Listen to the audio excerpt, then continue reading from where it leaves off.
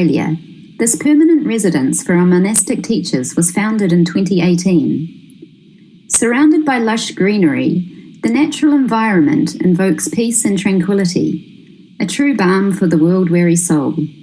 A place of solitude and reflection, a place infused with the subtle energy of the masters. As you arrive at the main building, you are greeted at the entrance by colourful flower beds. Originally owned and designed by an architect, the buildings here have a unique character with plenty of beautiful natural light. Just outside the main building is a quiet courtyard with a magnificent Japanese maple tree. From the courtyard, you can make your way to the backyard, which has many established trees, often visited by colourful parrots. Dedicated disciples frequently offer their service to maintain and enhance the ashram grounds, which cover an expanse of 4.4 acres of land. In the 3 years since 2018, the gardens have been transformed with the addition of many flowering plants. The grounds are frequently visited from evening until early morning by one of Australia's native animals, the wallaby. Protecting plants from their grazing habits can be a challenge. Here, very close to the residence, we have a mature macadamia nut tree that provides a good harvest of nuts.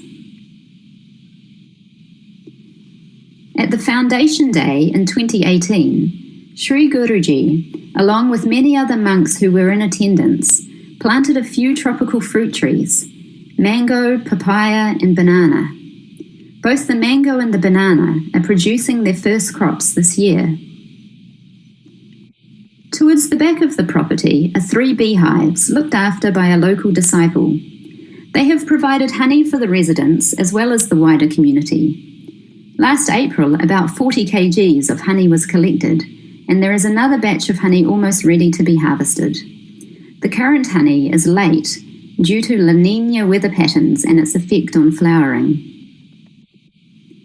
Nearby, an orchard is in its early stages, with young fruit trees such as guava, feijoa, pomegranate, and mandarin, to name a few. At the highest point of the grounds is a pond, replete with a natural spring, which provides water to 4 hoses that service the ashram gardens. We are fortunate to have this natural spring to provide water for the plants, as the rainwater tanks which provide water to the house can get very low during the hot summer months. The end of our tour culminates here at the workshop space for yoga and meditation, a place to dive deep within to rediscover our divine heritage. In front of the building, you can see the labour of love that disciples have put into creating this lovely rock garden. Not only is it aesthetically pleasing, it is low maintenance and survives with little water. Every corner of the property has an abundance of natural beauty. The patio, which has stunning views of native bush. The ashram, which is set in an elevated position on a hill, provides an ideal environment to steadily unfold one's spiritual potential. Take a moment now and enjoy the vista.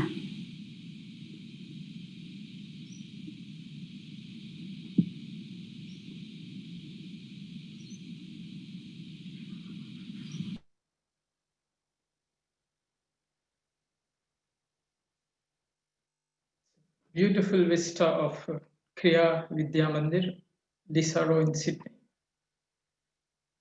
We will now have a talk on Ishvara Pranadhanani, which is a very main principle or one of the chief characteristics of Kriya Yoga.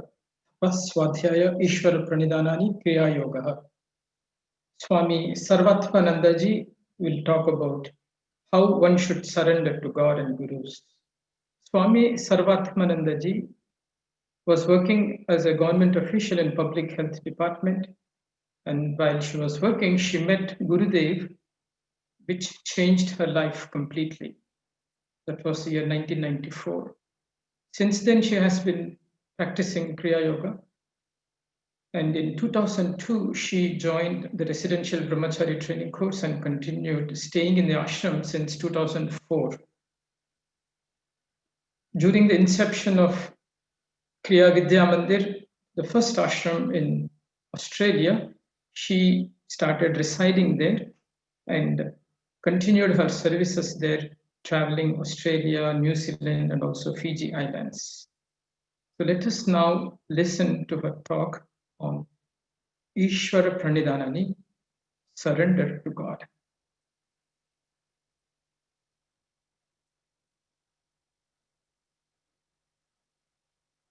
Now we will discuss Ishvara Pranidhana. Let us close the eyes for a moment. Let us think of God and all the masters. And let us pray to God and masters with deep love and devotion.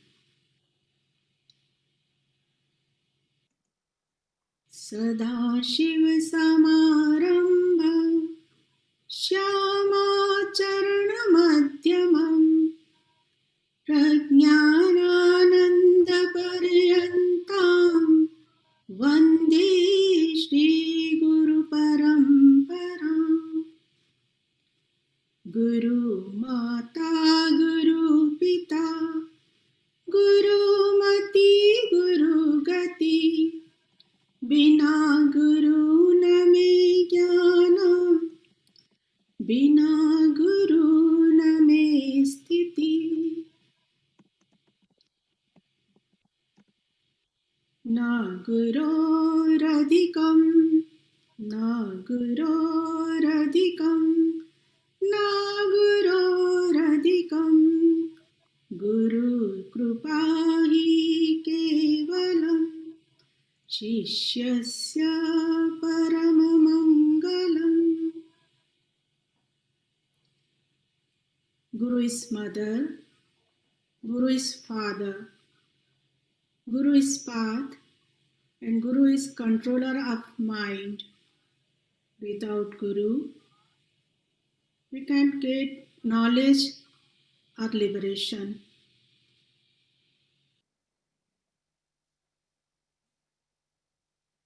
I bow to one God who is formless, omniscient, omnipresent, and omnipotent. I bow to all the saints and sages of all religions. I bow to the lineage of Kriya Yoga masters. Humbly, I bow to my Guru preceptors, Paramahansa Hariharananda ji and Paramahansa Pragyanananda ji. And I bow to living presence of God within you all. Om. Amen.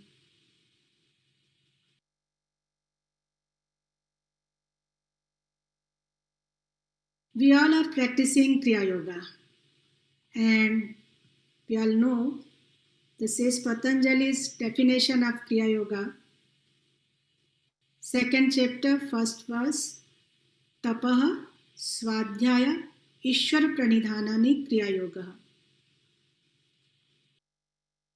So tapaha is discipline of body and mind, and Swadhyaya is study of own self, and Ishvara Pranidhana is unconditional love for God or surrender to God. So this word Ishvara Pranidhana is mentioned 4 times in Yoga Sutra, says Patanjali.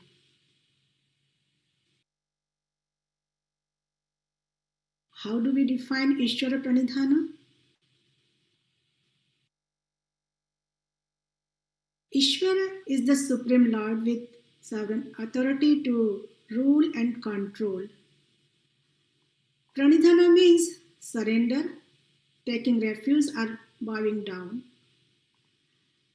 Ishvara Pranidhana is dynamic surrender to God, offering gratitude in every breath.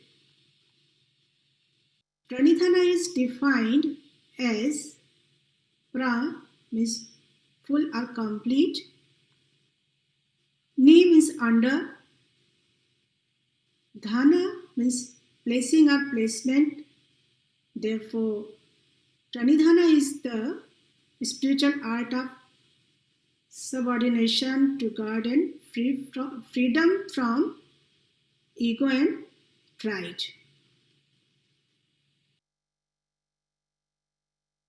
How do we surrender to God?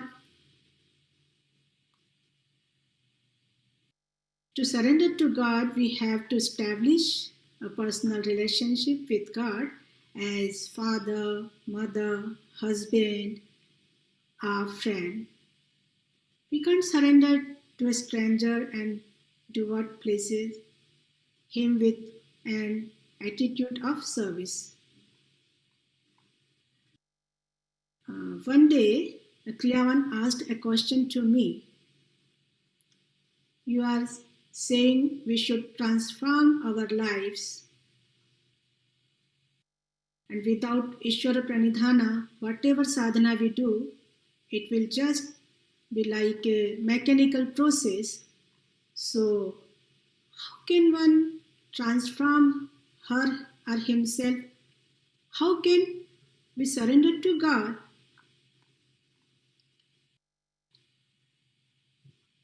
Gurudev said, who is doing all these activities in this body form? I am essentially self and I have to live in this truth. It is like the sun is covered with the clouds of ignorance. Guruji always says, watch your breath and love God in every breath. Once a disciple asked, Baba, it is very difficult how to watch breath and how to love God in every action. Guruji smiled and said, in every action, just think who is breathing within you. Breath is an imperishable manifestation of God. Without breath, there is no life. God is inhaling and exhaling within you, that's why you are alive. So, in every action, every breath, you should remember God. Whatever you are doing, do it with love and do it with God consciousness. It's true, sometimes we forget, but if we practice Kriya Pranayama, we can perceive God in every breath. And we can feel God's presence everywhere. This is the one way to love God.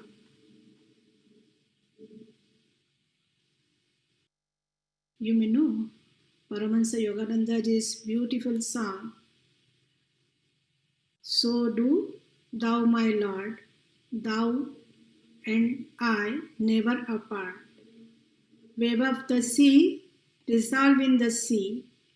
I am the bubble, make me the sea, make me the sea. If we want to transform or change ourselves, so we should surrender to God. Now, question comes, how to surrender to God?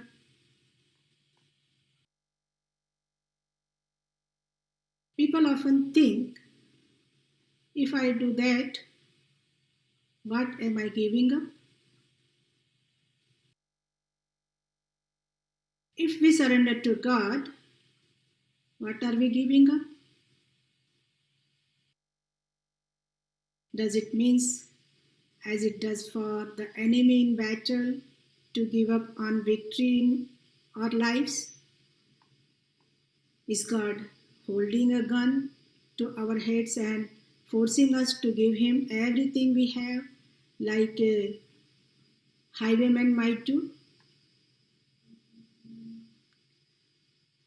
To be sure, there are those who are willing to portray God in that way, especially where self-gain is involved. But when we come to know the true character and nature of God, we quickly discover how false that image is. Surrender means to yield ownership, to relinquish control over what we consider ours, our property, our time, and our rights. When we surrender to God, we are simply acknowledging that what we owe actually belongs to Him. He is the giver of all good things. We are responsible to care for what God has given us as stewards of His property, but by surrendering to God, we admit that He is ultimately in control of everything, including our present circumstances. Surrendering to God helps us to let go of whatever has been holding us back from God's best for our lives. By surrendering to God, we let go of whatever has kept us from wanting God's way first.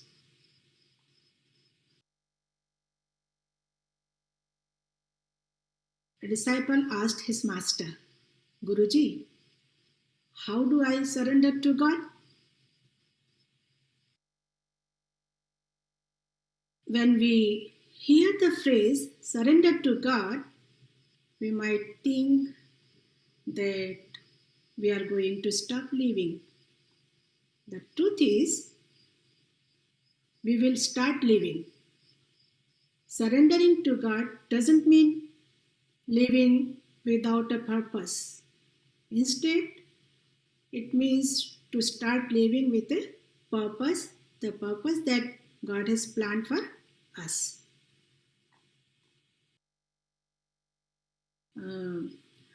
Jeremiah chapter 29 verse 11 says, For I know the plans I have for you, declares the Lord, plans to prosper you and not to harm you, plans to give you hope and a future.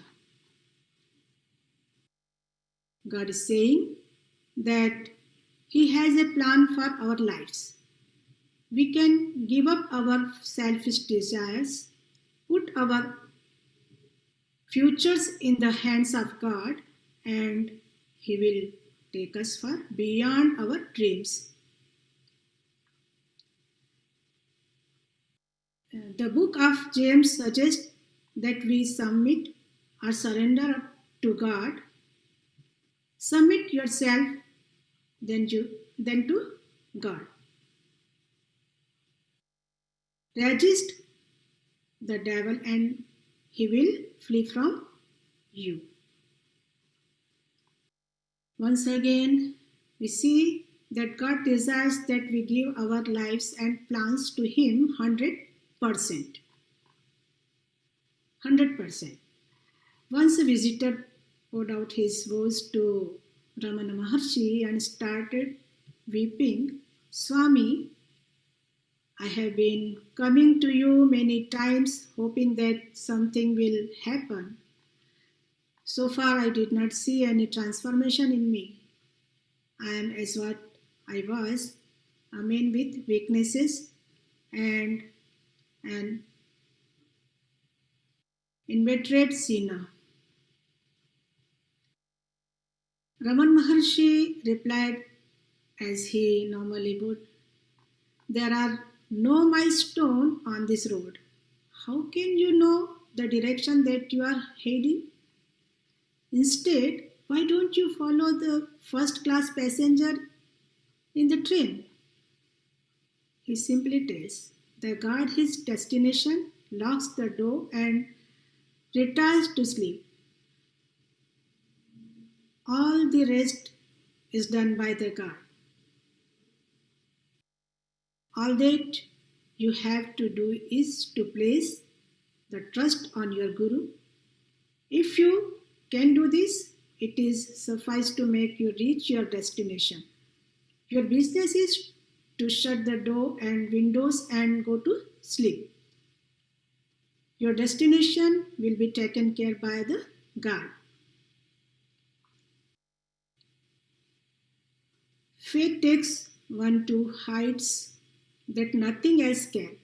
It is a prerequisite for surrender. There is a beautiful story. A man decided that he was going to surrender but did not know whom to surrender to. So he decided that he would go to the forest and surrender to the first person who comes his way. So he went and waited in the forest. The first person to appear was a burglar who was escaping from policemen who were chasing him. The man caught his feet and declared that the burglar was his guru and that he had surrendered to him. Now the burglar was perplexed and did not know what to do. He replied hastily, all right, if it is so, then close your eyes and remain here till I come back. And he ran away. The man was a very committed person and remained there without food or sleep for a very long time. So by just seeing his commitment, the Lord appeared before him and embraced him and gave him liberation. It is not important to whom you surrender. It is the thought of total surrender that has the power to change your life into a blissful one. When you surrender, you become a possessor of the inexhaustible energy that is existence, and you can carry on with anything that comes your way.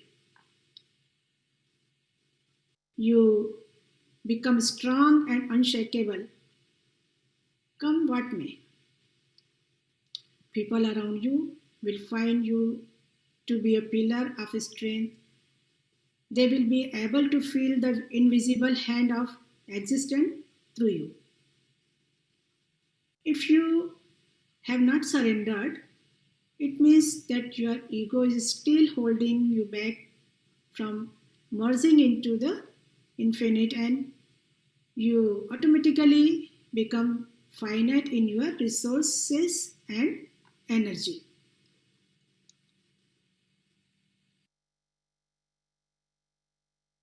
A master is a device to help you surrender. Surrender does not mean that you are dependent on someone.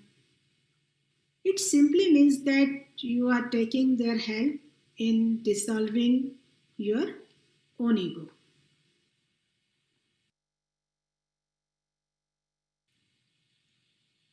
In the Bhagavad Gita, 2nd chapter, 7 verse, Arjuna's half surrender is mentioned. Karpanya dosho pahata svabhavah prachami tvam dharma sammura chetaha yachreya sya nishchitam bruhi tanme shishyaste aham shadhimam tvam prapannam. Unable to judge what is right or wrong and deprived of my heroic nature, I am now a victim of a certain of cowardliness. I therefore ask you, please let me know what is suitable for me.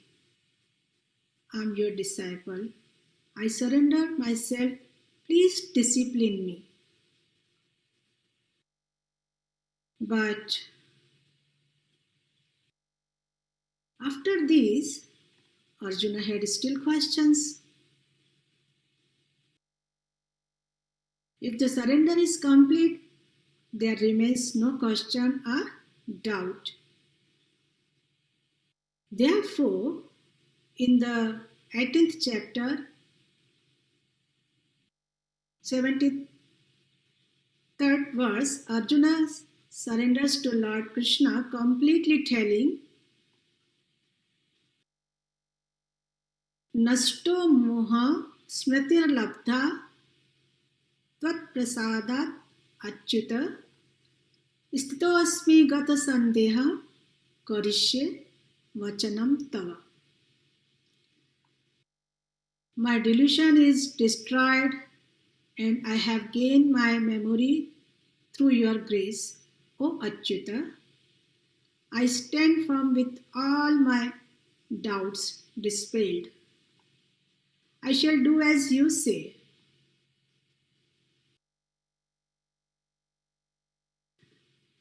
Ramakrishna Paramahansa said there are two types of surrender. So, first one is baby monkey holding the mother and mother takes the baby from one place to other. In this, baby monkey has its self-effort. And second one is a cat holding the kitten by mouth and taking it to other place. In this, the kitten has no self-effort. Therefore, it is the best form of surrender. So long we have our self-effort, our surrender is not complete.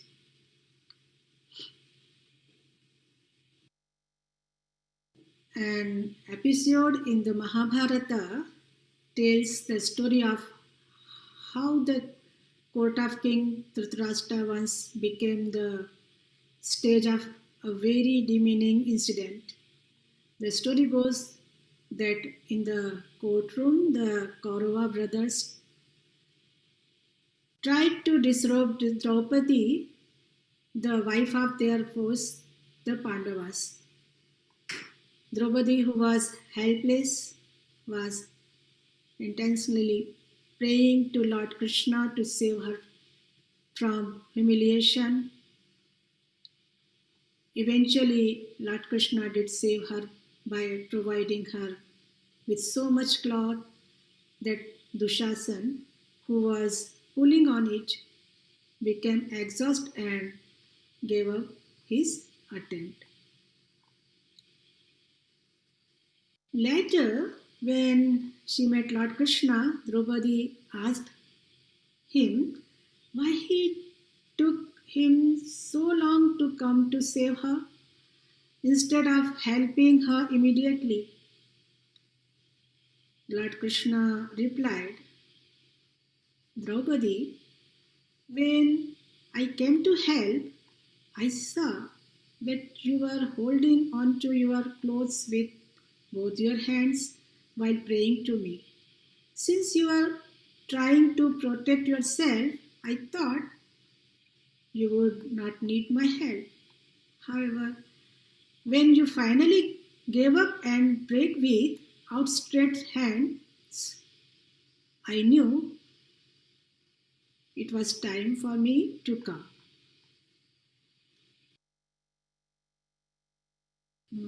One evening, Lord Krishna and Arjuna were spending time together. Krishna suddenly pointed out to a crow and said, Arjuna, look at that green crow. Arjuna saw in that direction and said, Yes, Krishna, I see it. A few minutes later, Krishna exclaimed, Arjuna, see that black crow. Arjuna said, Yes, Krishna, I see it. Krishna asked just to test Arjuna. Arjuna, how idiotic you are. There is no green crow ever. How could you have seen it in the first place? So Arjuna replied, Krishna, when you said it was a green crow, I saw it as a green crow. So Arjuna's very senses had surrendered to Krishna. Surrendering the senses to the master is the most difficult surrender ever. The master is existence itself. He is the formless in form.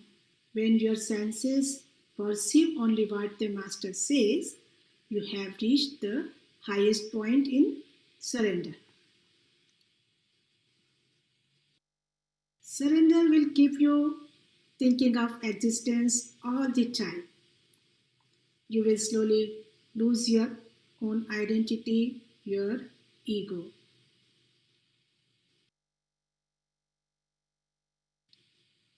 In the Bhagavatam, there is a verse wherein a gopi says of herself, Uddhava manana have dasabis. I am not able to think of anything other than Krishna. I have surrendered my mind to him. If I have to think of anything else, I will have to take back my mind from him. How can I?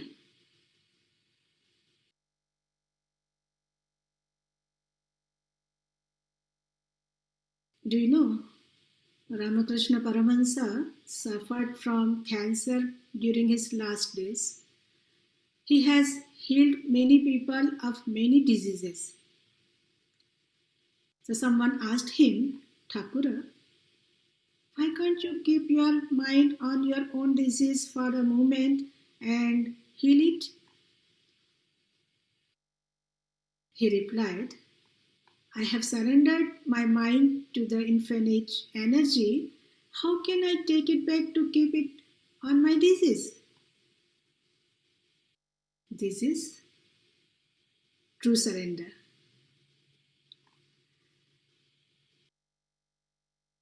The cosmic energy will take care of us. You might ask, will this cosmic energy take care of all my problems if I surrender?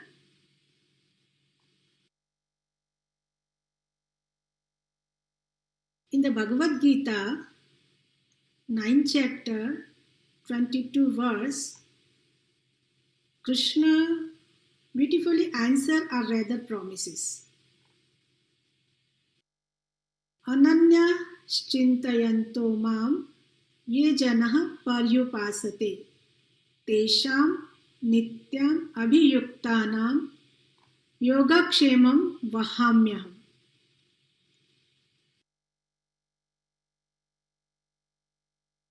Without any other thought, when a man thinks only of me, I will take care of his gifts as well as retention of them. For those who surrender with commitment to me, I will take care of their income as well as their prosperity. Their problems will resolve. Commitment and maturity of mind are needed for real surrender to happen. You need not surrender to God or any master. You can surrender to anything. Surrender itself is a virtue and has a great power in itself. When you surrender, you are acknowledging that there is a life force greater than your ego. That's all.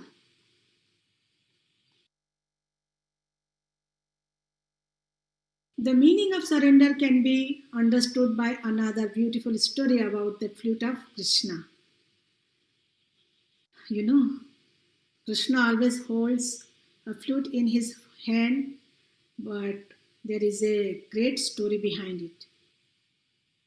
Every day, Krishna would go in the garden and say to all the plants, I love you.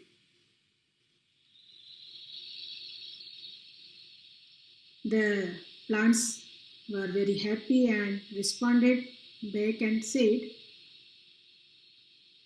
Krishna, we love you too. One day, Krishna rushed quickly into the garden, very alarmed.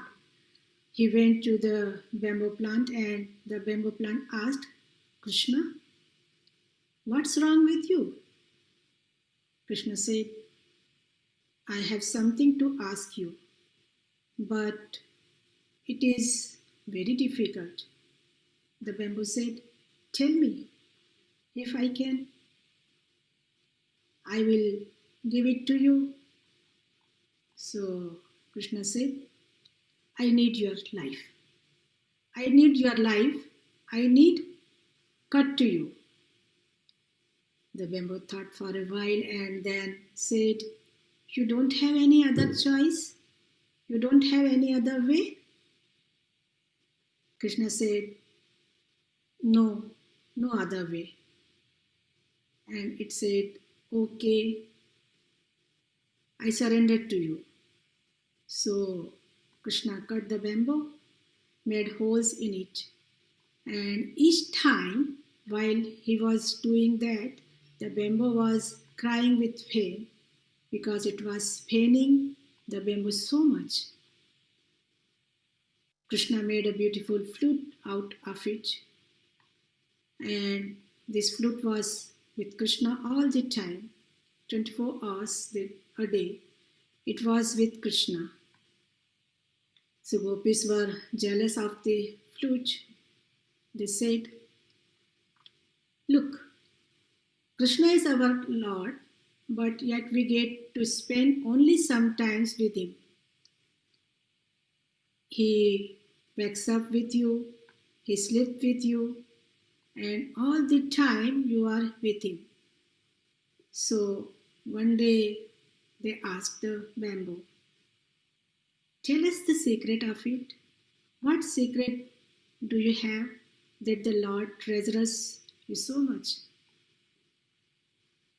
And the bamboo said, the secret is that I am empty inside.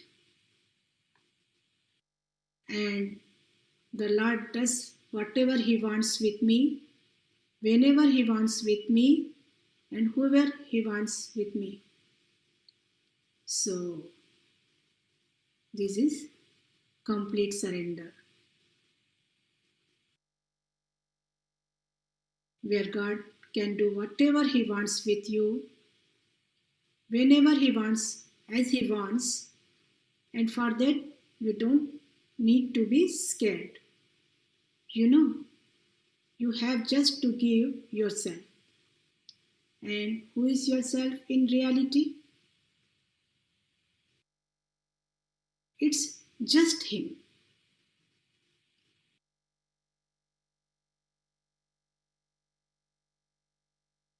True surrender is complaint free.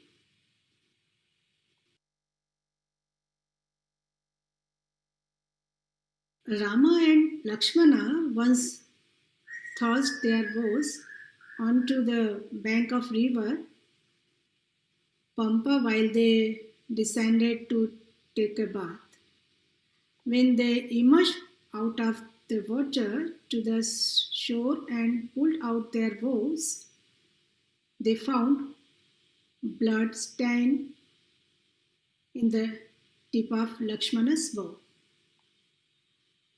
So Rama directed Lakshmana's attention to it, saying that they possibly could have heard something.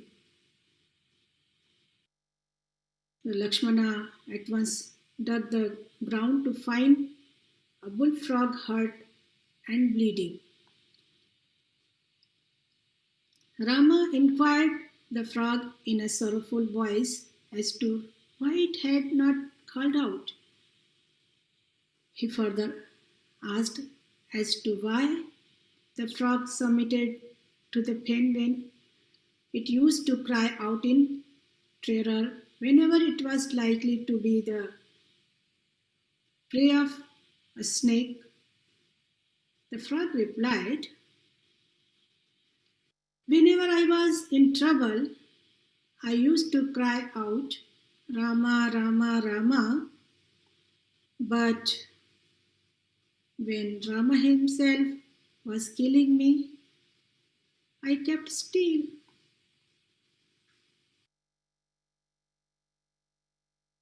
Surrender is submission, knowing no complaints, just like the frog. So let me share an incident from my childhood. A girl was 8 years old. She had a beautiful way to surrender to God. She had a 3 years old younger brother, and one day her parents went to visit someone. She was alone at home with her younger brother. His health was not good, so he was laying down on a bed. Mother told her, "Till I come back, you take care of your brother, okay?" So innocently she nodded head. After 1 hour, she found that his brother had high fever and breathing was not normal. She was worried and didn't understand what to do. Tears were rolling down her eyes.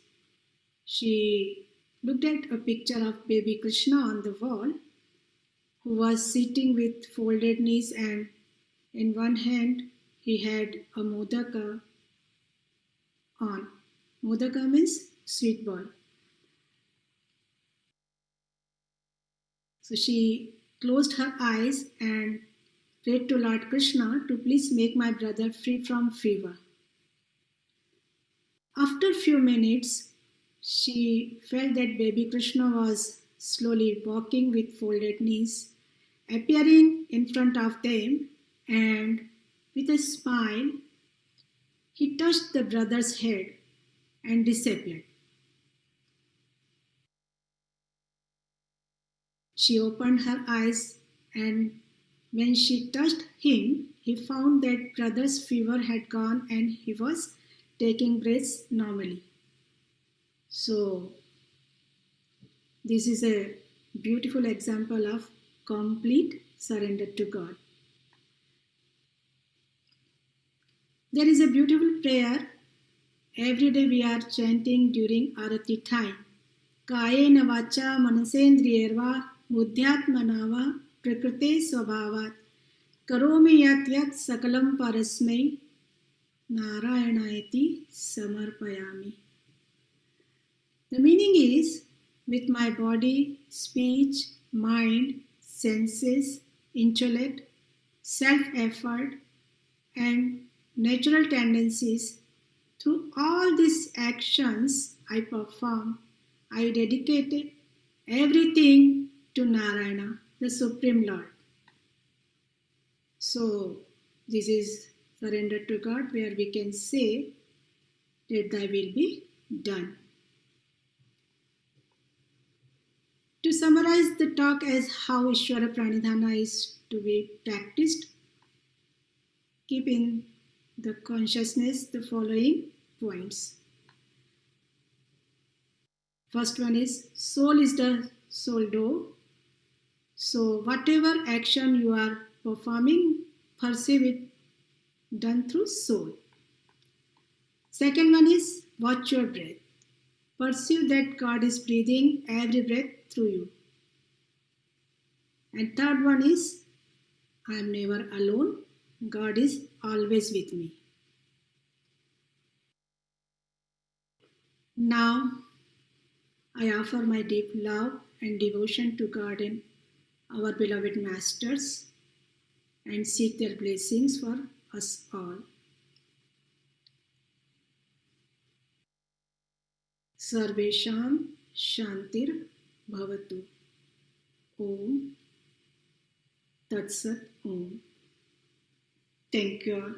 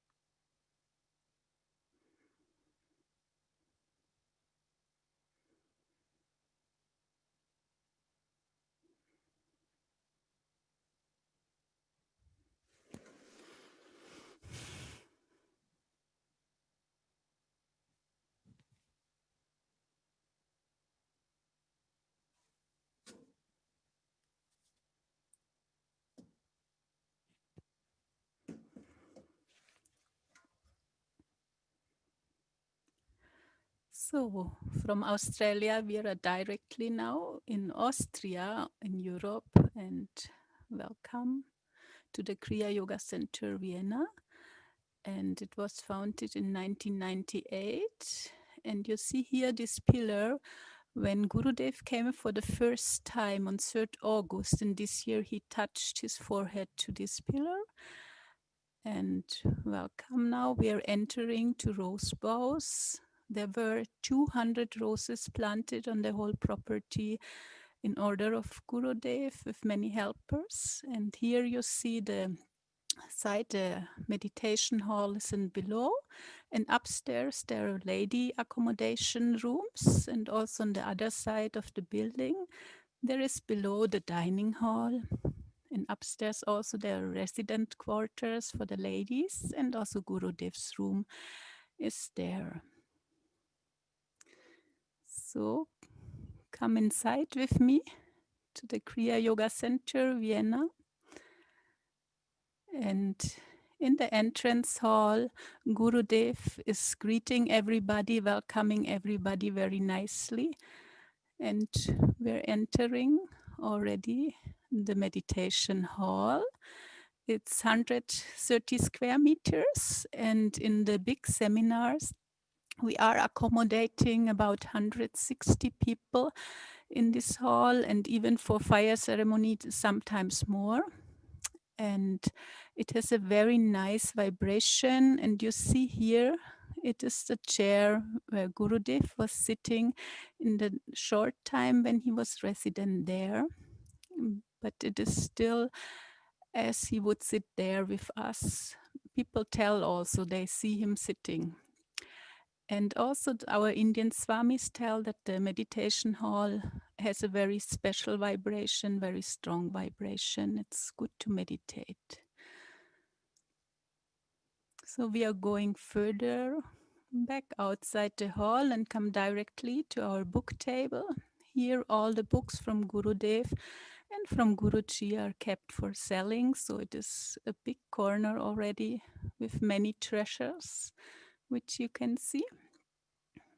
And we are going further to our dining hall, which is just enough for smaller seminars.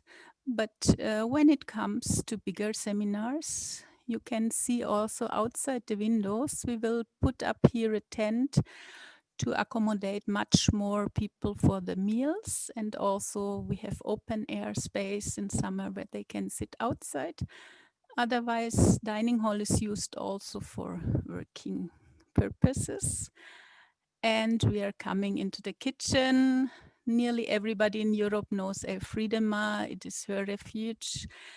During the seminars, she cooks here for about 160 people with many helpers for sure, not all alone. And going back to our dining area, we see in the backside the Ashram Library, which is filled with the books of our masters, but also many other beautiful books from other different masters. Now we come to a very treasure in the house upstairs.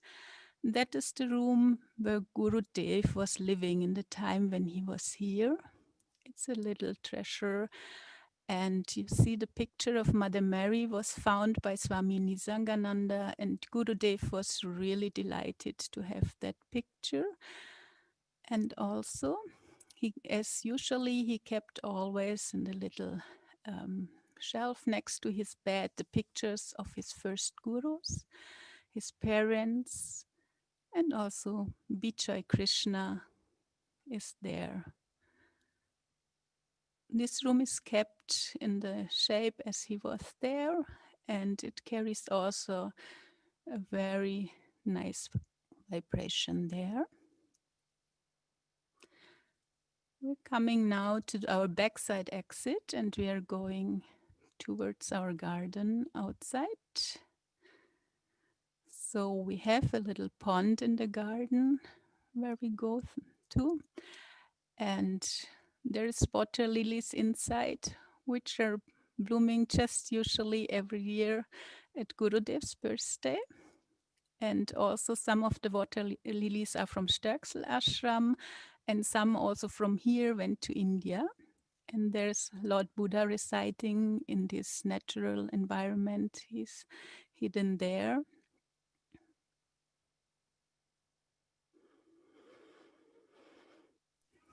Going back through the gardens.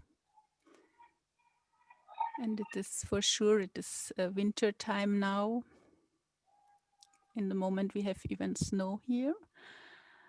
And you're coming towards our vegetable gardens. And in the vegetable garden, every ashramite has one part which is taking care. So at present there are more weeds because it's nothing growing. It's too cold. Some Brussels sprouts are there, some parsley, some herbs, some sage is still there. And we had on the 20th anniversary, we gave some marble plates into the garden with sayings of Gurudev, which remind us in the garden work. So you will see here now one.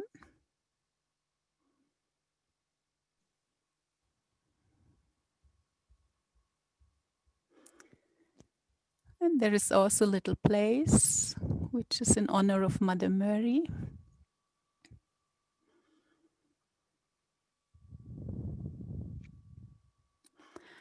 And we are going towards our new property. But before we have a little look at our tree garden. So that is also planted in the order of Gurudev, how he wanted, with fruit trees. There is apple, pears, and also some marille or like peach. And in the background, you see the Austrian mountains, snow mountains. So this property was purchased in 2015. And here are living now all our male members. So there is also some gardening going on in that garden. And there is 2 houses in that property. That left side house here now, it is the male residence and also the accommodation for the male guests during seminar. On the right side, we are having a second meditation hall and a wardrobe and some bathrooms there. And we're entering also in a very, very sweet place. So that is the new rooms where Guruji has shifted actually. And he is living here and working here when he's in residence with all his books around him. And we keep it like this also when he has left. This just as he got up. And we will finish our little tour also with a little look at Gurudev is coming. He has founded this ashram.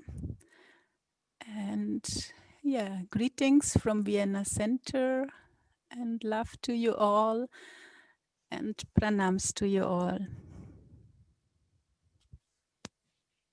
Thank you very much, Ma. It was a very beautiful tour and also very beautiful narration of the whole ashram, how it is, and everything else. So it is also my pleasure and honor to introduce now Yogacharya Claudiama. Claudiama is in Sturksel Kriya Yoga Ashram in the Netherlands. Claudiama was initiated in the year 1987, and 3 years later, 1990, she met Gurudev in New York, USA. Since the time she met Gurudev, she has traveled extensively wherever Gurudev was touring, either in Europe or in USA, or even she visited India many times to be with Gurudev and then meditate with Gurudev. She worked as a high government official in international affairs before retiring. After retiring, she's spending most of her time in Sturksel Kriya Yoga Ashram. She is also instrumental in spreading Kriya Yoga in the continent of Africa. With this, I give it over to Claudiama. Claudiama, please.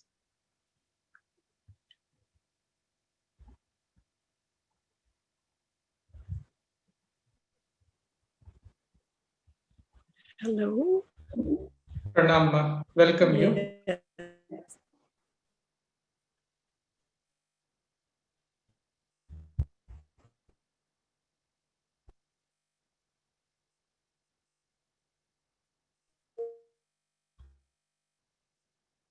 If you can turn your audio and video on. Cell phone.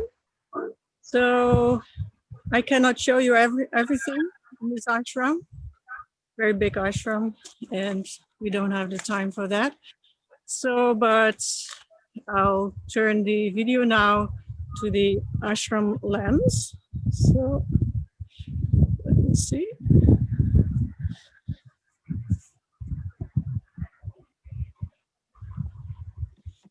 So what you see here is a beautiful statue which has been made by an artist from Latvia, and it's not yet so old. The ashram has been established in 1993, but this statue came 2 years ago, and out of just one lump of stone, he crafted this beautiful statue of Gurudev. Gurudev was the one who prayed to have an ashram in Europe, and we're very fortunate that the Sturksel ashram was the first one to materialize in the West under the guidance of Peter Baba, of course, and his wife Toriyama. So this part actually is very new. I walk you a little bit through that new part. So as you can see, a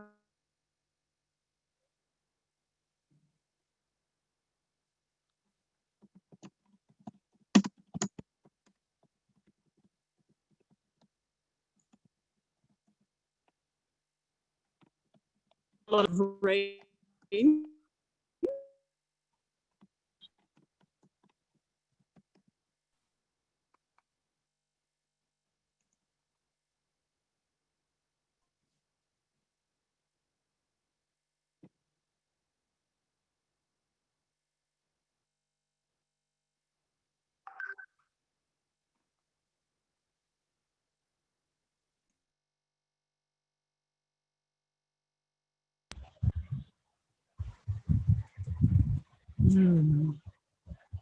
Oh God. So this land belonged to a big group of Catholic missionaries 100 years ago. They bought this land and they were called the White Fathers, which was a big movement at that time in the Catholic Church. And they were called the White Fathers because They were dressed in white. And they did that because they were missionaries to Africa. So they went to the north of Africa and also to West Africa. This was an international movement. So they came from France and Belgium and also from Holland. And so these missionaries had to be trained. So they were actually trained in this building that you see now from the outside. So this was the training building for the white missionaries. So this place has a spiritual background from the outside. Now you see the meditation hall that we used before. So that was our first meditation hall, but we got so many visitors that it was time to build a new one. And that one you just saw, and we will enter in also. So this is a part of the garden. So I'm very lucky it's not raining now. It has been raining the whole day. So this place, after the missionaries left, the movement was not growing anymore, as the Catholic Church was not having so many missionaries anymore. So the fathers who remained, a few of them, old people, they live now somewhere else in a house. Just a few are left, both male and also female missionaries. So after that, a famous sculptor came to live here. He bought this place.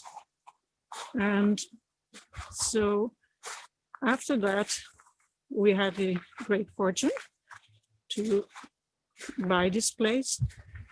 And the places where the sculptor used to make his sculptures, they're now transformed into sleeping rooms. So slowly I'm going to enter the ashram.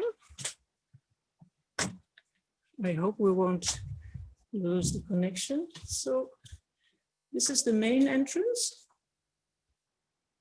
And this is our bookshop, where part of the books that Baba Pragyanananda and also Guru Dev has published, they are here. And I'm walking a little bit to the left side to the house of Peter Baba. So I'm trying a surprise visit.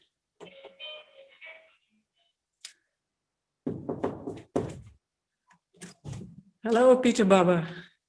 Hello, Claudiama. This is a surprise visit. Hey, how are you?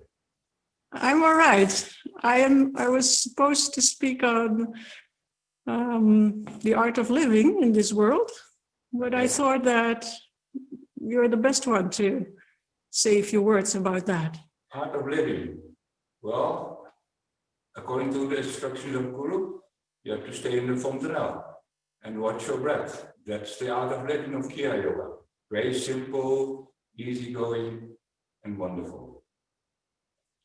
Can you tell us a little bit more than that? More than that, what's more to tell? If you stay in the fontanel, there's no illusions. There's no negative thoughts. There's no worries. There's no sorrow. You're in soul. You are divine. So that's all there is to tell.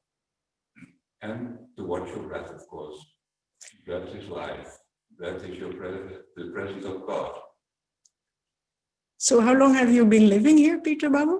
Ashram, this meditation center has been now for 27 years. And this building, which we are studying now, is built in 1960. Before that, there was a big building next to this, and monks were staying there with 200 boys getting education to become a missionary. And after that, the other big building was closed, Then the monks stayed here since 1960, and they were small in numbers. They were dressed in white clothes, the white monks they were called. And so from 1960 till 1978, they stayed here. Then there's only very few monks left. Then a sculptor came here making bronze figures. He stayed here for 13 years. Then we got this building in 1993, 27 years ago. First, Kriya was in the west, from Baba Hariharananda. So this is the place. Yes, and so can you give maybe some words of encouragement for people who are in lockdown? And Lockdown is the opportunity. So lockdown doesn't mean that you have to lock you up. No, lockdown means to go into seclusion. This is the opportunity. So don't go out, go in. So this is your chance to go more inside. No things to do outside. You have to stay inside. Don't make too much contact with other people. It can be dangerous. So stay inside. Be detached. Guru said, be compassionately detached. If you're detached, then you have no worries. Detachment means to be free. You are so wonderful power of God. So this is a very nice time to meditate. Meditate more, meditate sincere, meditate with love, then everything will be good. Everything will be all right. Don't worry. It will be fine. okay, so can you walk a little bit with me around the ashram? Walk. Just, we came from outside. Okay. And slowly we're going through the ashram. So how many people are coming here usually? It depends. When there's group meditations, we have group 50 people coming for regular meditations. If there's programs, it will be more people, 50 people. And also when, of course, Baba Pragidan is coming, 100, 150, like this. So where are we now? We are now in the dining hall. Dining hall is there where people can sit and eat with a view into the forest. Very this nice. Is 10 acres land, mainly trees. A beautiful picture of Sri Yukteswarji above the fireplace. Yukteswarji is cooling us down when we're too much in the fire. So we're coming now to the kitchen. It's a very big kitchen. So we won't show you everything of this ashram because that would take a long time. But we will go into the meditation hall. You can see the chairs are now, the tables and the chairs are a little bit different because we're in COVID times. We can still sometimes do programs, not now, but we have to take a bit more distance. So everything is different now. Here is the beautiful painting from the Mundaka Upanishad, the two birds, one sitting in the fontanelle on the top of the tree, and one bird looking bewildered from below. So we have a few beautiful artists here who paint and who do the sculptures. You saw that in the beginning. Here's the picture of Lahiri Masaya. He's the guru of this ashram, I think, the Param Guru. Isn't it, Peter Baba? Gurudev told that Peter Baba is the new Lahiri Masaya. Long ago I heard that from Gurudev Okay, I'm going into the hall now. So that is the hall which was used for a long time, for about 25 years, where we meditated with many people, and then became kind of too small. So here you can see through the window where we were walking before. Now we use this hall as a dormitory. And we are going to walk into the new hall.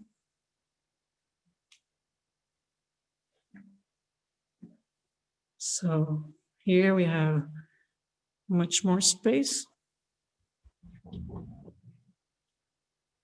So it was good that Peter undertook this project, because this hall allows us to keep distance in the COVID times. So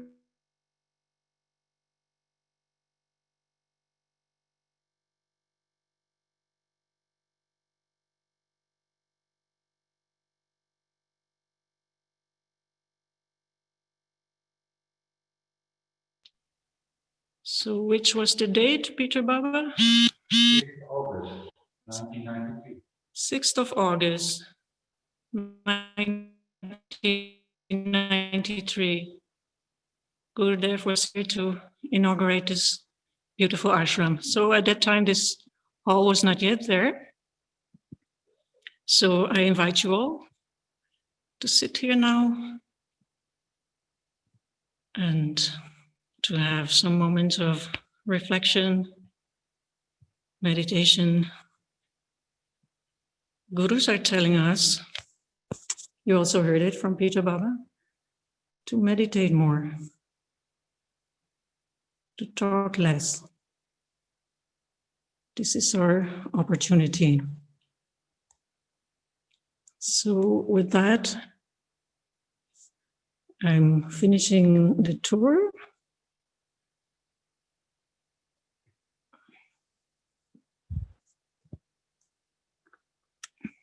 This is our little altar.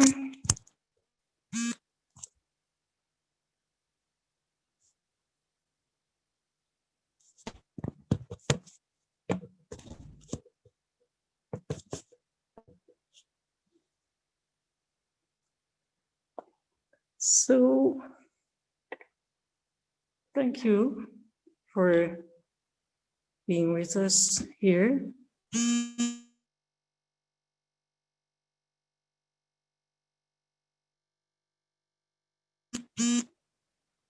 Have a watch with me.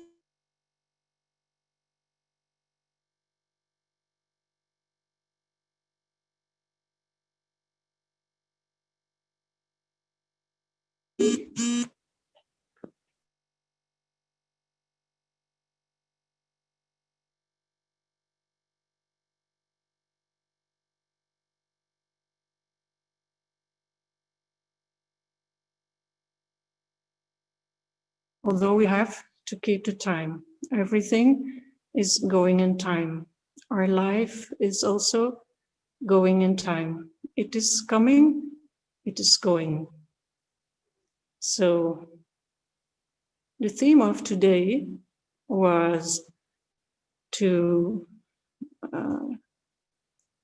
live spiritual life as yogis, I think.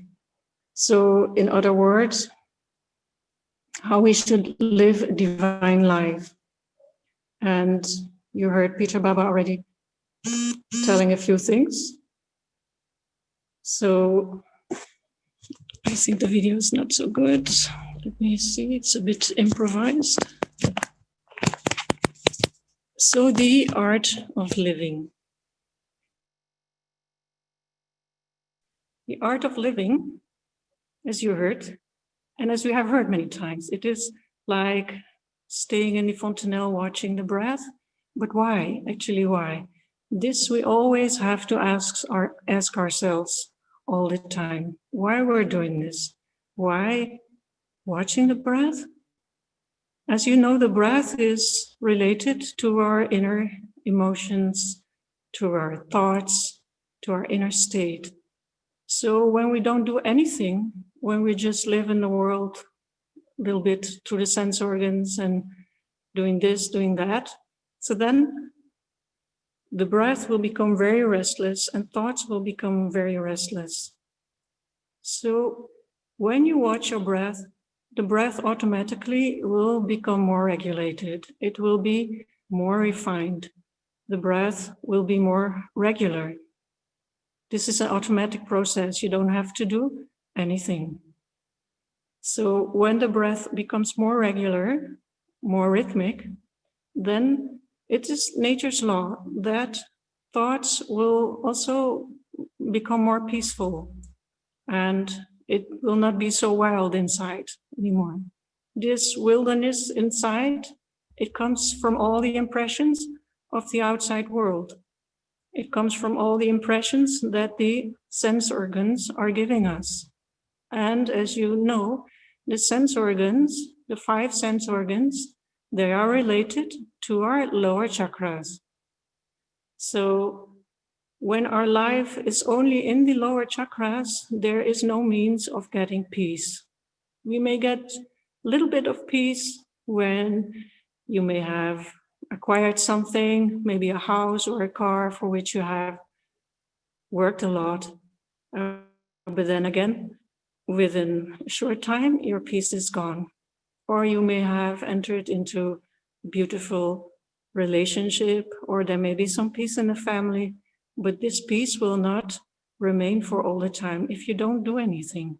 So to watch your breath means to also regulate the sense organs. And Gurudev said not just to watch your breath, but to remain in the fontanelle. Also, you heard it, Peter Baba told, to watch the breath, stay in the fontanelle. So why in the fontanelle? Why not somewhere else? Because we have to go above the 5 sense organs.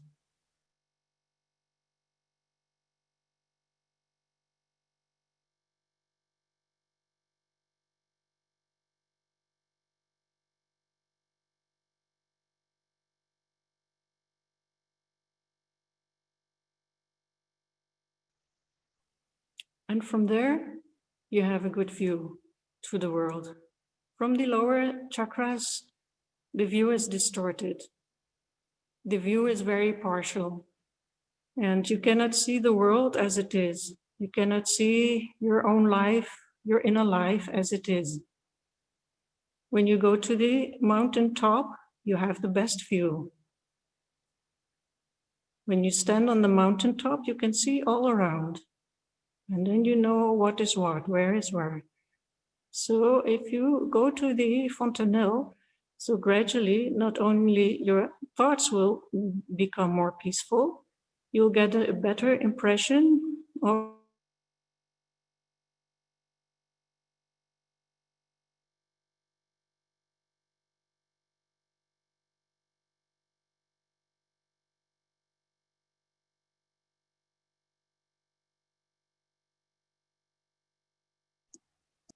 So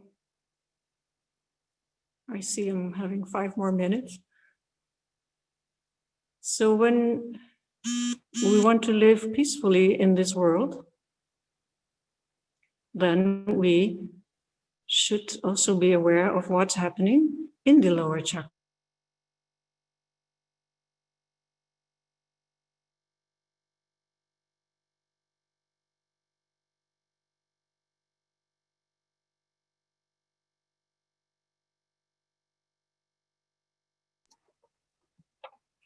Pranam, voice is not coming in between.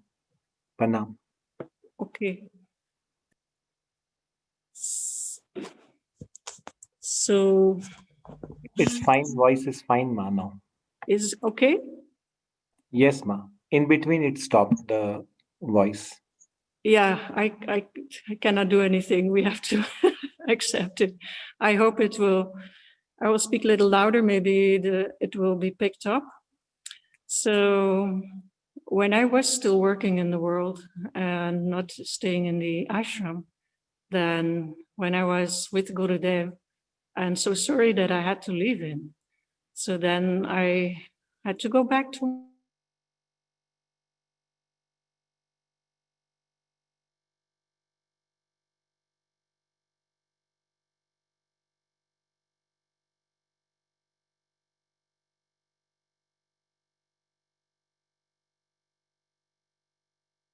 our co-workers, our boss, also as an incarnation of the power of God to help us to actually develop ourselves more. So Gurudev said, it is also your destiny to have this boss, or to have this workplace, or to have this position in the organization. It is destiny. So if you can accept that, then your life in your workplace or even in the ashram, it is more easy, because then you can accept that, oh, this is not a coincidence that I'm here. I want to go maybe out, or I want to change something, but this is not a coincidence. And the same thing with living in the family. Gurudev said you should see wife as God, husband as God, children as God. He told that to many people. He said that married life is not just for enjoyment, it is for spiritual evolution. It is for that you have come into the family. And the family members are your best gurus. You know that because they know your all weak places, and sometimes they play a little bit with that. So if you can live peacefully in the family, and if you're not too much disturbed, then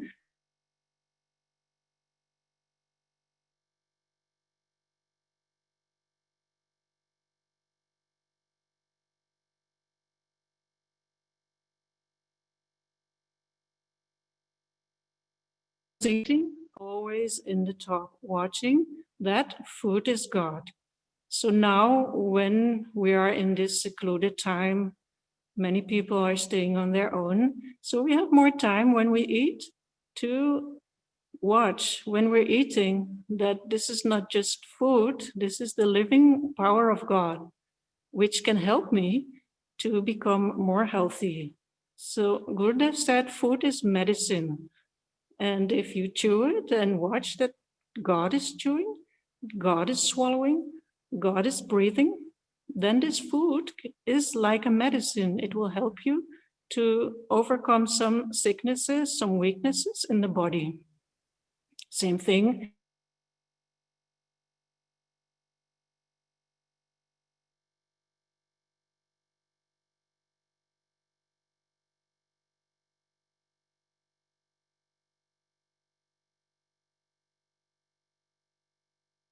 We have them when it comes up in us, these frustrations or anxieties or negative thoughts, we all have them, but not to stop there, to see that this is God is sending this to me, but God, I don't want it. Please take it back. So then, and pray for your own transformation. So then gradually it will go, but we have to do it. It will not come from one day to another. Gurudev said that it is difficult to change, but you can change, but it takes time. It takes time to become good, but you have to do it. Keep on meditating, keep on watching the breath, because through that watching the breath, you become so much aware of who you are and what kind of thoughts you have. When we were not meditating, we were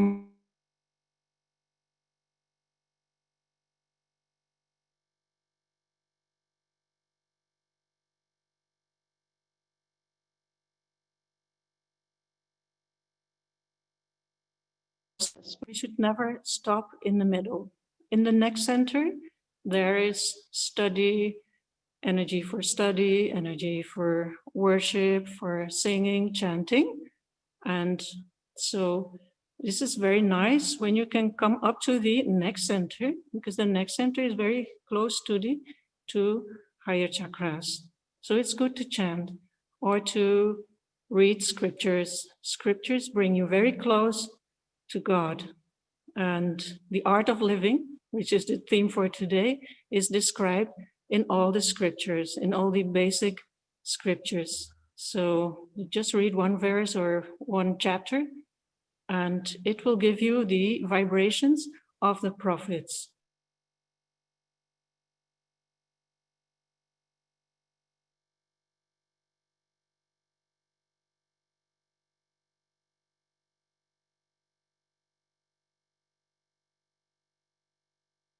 Energy comes up to the neck center. From there, we can easily meditate. So I don't know how much time is left, but I think it's good to meditate,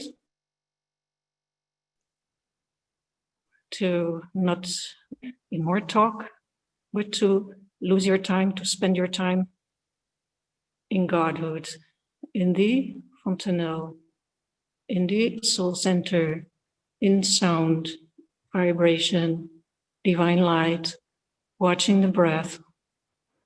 When we do this, immediately different conscious will come, and it will help us to change. Again, Lahiri Masaya, he said, meditate in the morning to purify the impurities of the night. Meditate in the evening to purify the impurities of the day. So in India, it is now already evening. Other places, it is morning or in the afternoon. Doesn't matter. Whenever you get the chance to meditate for a short period is also very useful. It's better to meditate for a short period than not to meditate. If 20 minutes you can use to really watch your breath, it is a great gain. So to be determined to watch the breath, to meditate, to go beyond all these judgments, and to go beyond all those thoughts about others. We cannot be others. We cannot compare ourselves to others because we are us. If you compare yourself, you lose your peace. If we judge others, which we all do, I also, but still then we're losing our peace, our inner peace. So close the eyes. Ma, Yes. you have nearly 45 minutes still, so you can split the time, Oh, I have 45 minutes. And, meditation. You can plan accordingly. 45 minutes from now. Okay, so you can plan. You can now go for meditation and then again come back to talk. Fine. Okay, so we will meditate for a short while and then we will come back for a little talk. Sure. But now to enjoy the inner silence. So close the eyes. I will move to the side and you have the view of the altar, but